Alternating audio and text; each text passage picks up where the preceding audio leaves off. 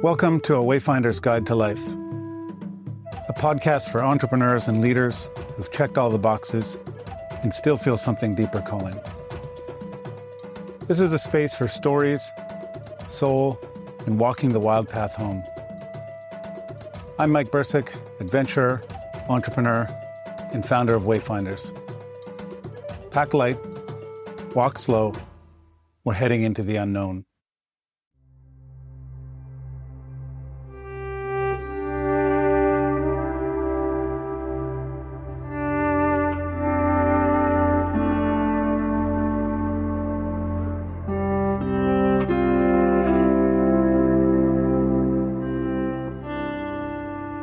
Let's be honest. If someone told you at the beginning of your unraveling that the road ahead would involve losing your bearings, confronting your deepest fears, shedding identities you spent decades building, and often feeling more lost than found, you might have said, thanks, but no thanks. You might have chosen the comfort of the known, the story that almost fits, the success that looks good in a photo or on a CV. So why do we say yes to the journey? Why do we leave the safety of our routines, relationships, and reputations? Why do we cross that threshold, knowing full well there'll be pain, confusion, disorientation, and no guarantees? Because at some level, something in us refuses to live a half-life. Something deeper longs not just to feel better, but to feel whole. Did you know that the word integrity comes from the Latin word integrare, which means to make whole? Integrity is at the heart of this journey, which is, at its essence, a journey back to oneself, a journey toward becoming whole again. And the reward is this, a life in alignment. Not perfect, not painless, but true. A life where the external structures of our world begin to reflect the internal truth of who we are. Where our work no longer feels like performance, but expression. Where our relationships nourish us instead of draining us. Where our creativity returns. Where our body exhales and our nervous system finally relaxes. And where you stop needing to outrun yourself.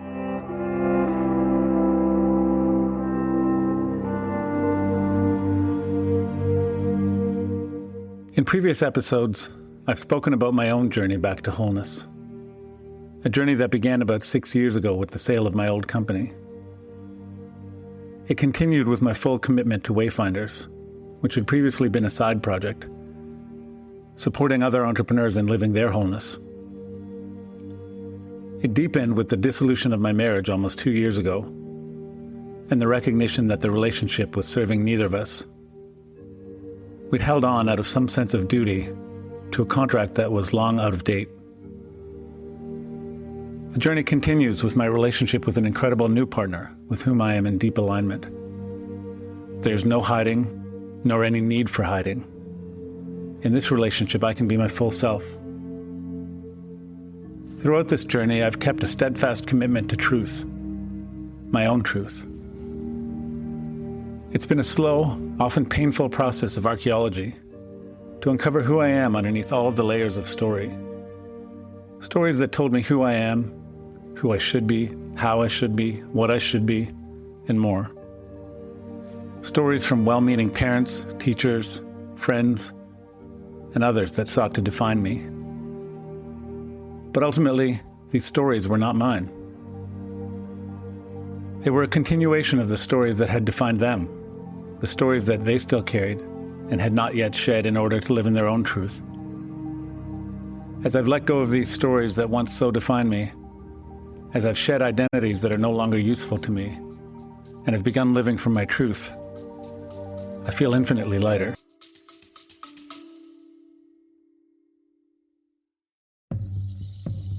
Hey, quick pause for something important. If you're enjoying this conversation, if something in the show is resonating, I'd love to ask a small favor. Go ahead and hit pause and make sure you're following or subscribed to the show. That way you won't miss some amazing upcoming episodes. Go ahead, I'll wait.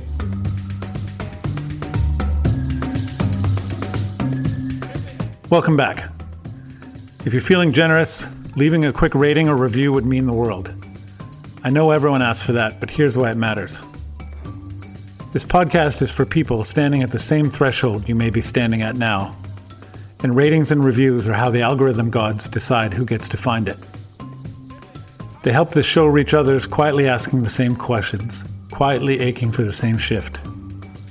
So if this space has offered something meaningful to you, help it find the next soul who needs it. Thanks in advance if you leave a review. All right, back to the episode.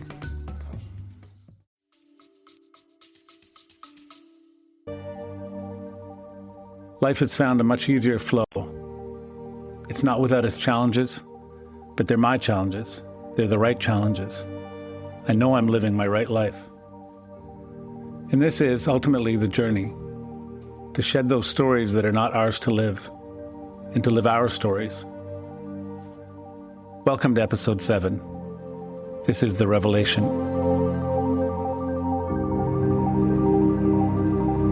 The revelation isn't a lightning strike. It doesn't show up with a certificate or a 5-step plan. It's the moment you realize you're no longer pretending, no longer performing a version of yourself that fits someone else's narrative. The reward of this journey is that your life begins to feel like your own again. Not in an abstract way, but in your bones, in the conversations you have, in how you spend your mornings, in what you say yes to and what you're finally willing to walk away from. The revelation is in learning how to finally say no. No to the duties and obligations that don't feel aligned with who we are at our deepest level. No to the expectations that kept us small. No to the invitations that feel more like obligations. No to the roles we inherited but never chose. No to being the savior, the fixer, the one who always holds it all together. And in that sacred space carved out by no, something else begins to bloom. A full, soul-given fuck yes. A deeper yes. Yes to what is slow but true. Yes to your art, your rest, your truth. Yes to walking through the world a little more undone, but far more whole. This is not a one-time epiphany. It's a return, a remembering. A slow stitching back together of the self that was never really lost. Just buried under years of performing, pleasing, and proving. Again, welcome to the revelation.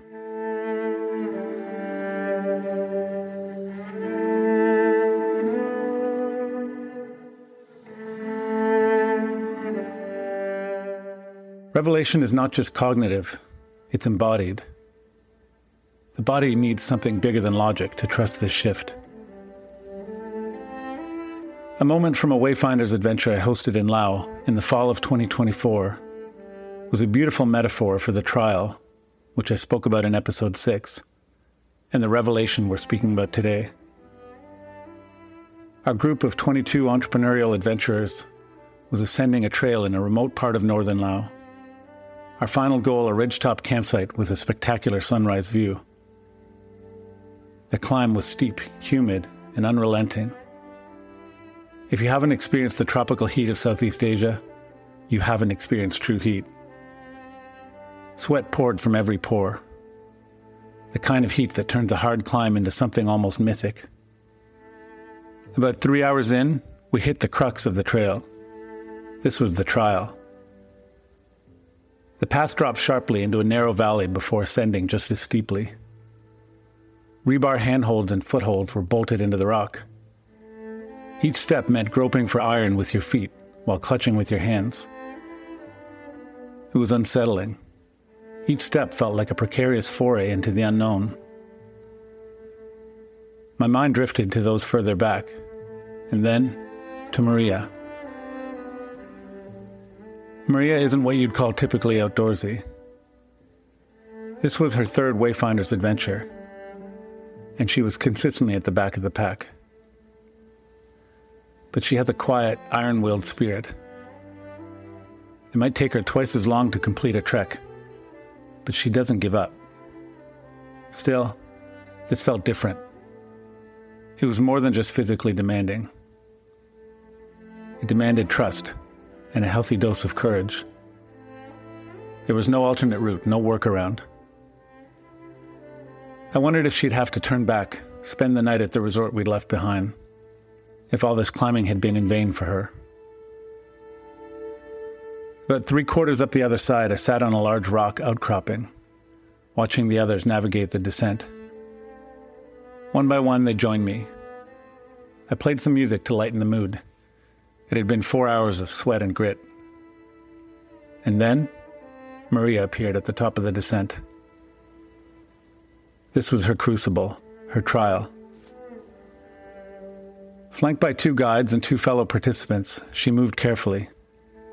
They pointed, held her hands, guided her feet. We watched, holding our breath. We cheered and yelled across the valley. 15 long minutes passed before she reached the bottom. Now, the final climb. It was 4 p.m., the hottest hour of the day.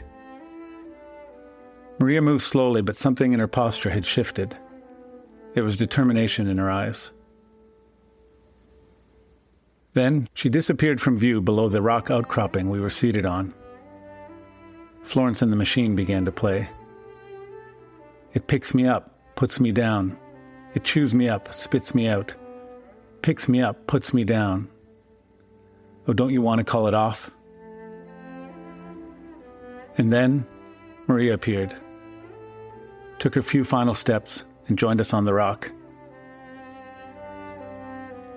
The group erupted in applause. We hugged her one by one as the chorus rang out. And for a moment, when I'm dancing, I am free. This was Maria's revelation.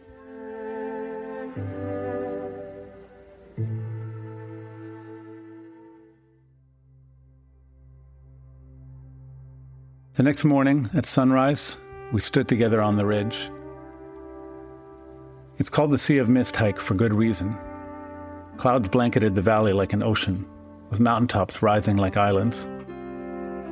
I watched the sun come up over the clouds, arm in arm with Maria. No words, just presence. The awe of that moment mirrored what had shifted inside her. Something had cracked open into a quiet, steady yes. Awe is what cracks us open. In a world addicted to control, awe disorients us in a sacred way. It invites us to feel small, not diminished, but connected to something vast. And in that softening, revelation slips in. Awe clears the space. Revelation is what enters when we're brave enough to stand in that clearing. Awe makes us stop. Stopping helps us listen. And when we listen, we hear the voice we've been drowning out. This is what you love. This is what feels right. This is where you're meant to be. The reward isn't awe. It's what makes awe possible. That quiet, embodied clarity. This is who I am when I'm not performing. This is what alignment feels like. That feeling, that's the treasure. That's the reward. It may not bring applause, but it's real.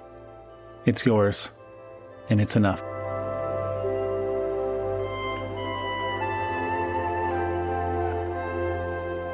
Later, Maria told me that it was the hardest hike of her life, and that it stirred something in her.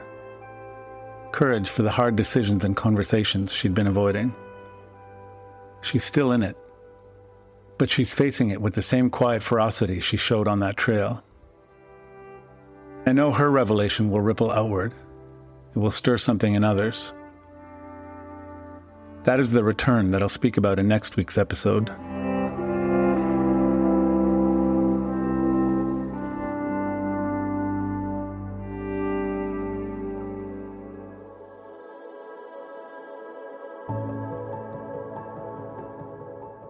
If you're somewhere in the middle of your own journey, if you're wondering whether it's worth it, whether all this undoing and soul-searching has a point, let me offer this. You are not crazy for wanting more. You are not selfish for choosing truth over comfort. You are not behind if it's taking longer than you thought. You are right on time. Because the prize isn't something you win, it's someone you become. A human being living a life in full alignment. And that, my friend, is more than enough. But I also know how hard it can feel, especially when the clarity hasn't arrived yet. When you want to turn around and crawl back into the life you outgrew. So here are a few soul prompts to help you listen more closely to what's already stirring inside you. What do I miss about myself that I want to bring back? Where does alignment already exist in my life? How can I honor it today? How can I trust that this path is leading me somewhere beautiful? And if I did trust, how would I walk it differently? You'll find these prompts in the show notes. And here's a practice. Grab a pen and a blank sheet of paper. Draw 2 circles side by side. Label the first, the life that no longer fits. Label the second, the life that's wanting to emerge. In the first circle, sketch or write anything that feels too small, too heavy, too untrue. In the second, let yourself imagine, without editing, what alignment might look or feel like. Draw symbols, shapes, write words, make a mess. Don't worry if you can't draw. That's not the point. Let the page be your compass, to remind you that the new life is already whispering. You don't have to be there yet, but you do get to believe it's possible. So let this be a reminder of why you're on the journey and why you're doing the work. Until next time, walk gently, listen deeply, and trust what is true in you.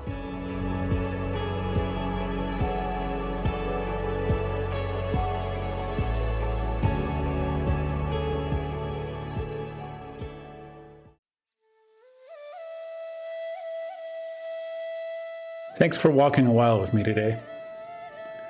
If this conversation stirred something in you, I'd be honored if you take a moment to leave a review in your podcast platform. Reviews are how this podcast finds its way to others who might be standing at the same threshold, wondering if there's more waiting for them too. And they're a great way to make a deposit into your karmic bank account. If and when you're ready to go deeper, here are 3 ways. You can join one of my upcoming adventures with Wayfinders, where I gather entrepreneurs and leaders in midlife in some of the wildest and most beautiful places around the world to reconnect with self, with soul, and with each other. This coming October, I'm heading back to the wilds of Mongolia. In March of 2026, we'll explore the deserts of the Sinai Peninsula with the Bedouins, and in October of 2026, I'm going back to the magical Himalayan kingdom of Bhutan. You can learn more at way-finders.com. If you're a fan of the written word, you can also subscribe to my Substack newsletter for weekly stories, reflections, and invitations into the quiet, meaningful corners of life.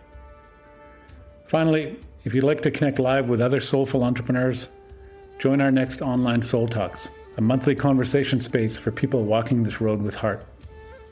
You'll find all of these linked in the show notes. Until next time, may you walk gently, listen deeply, and trust the wild places within.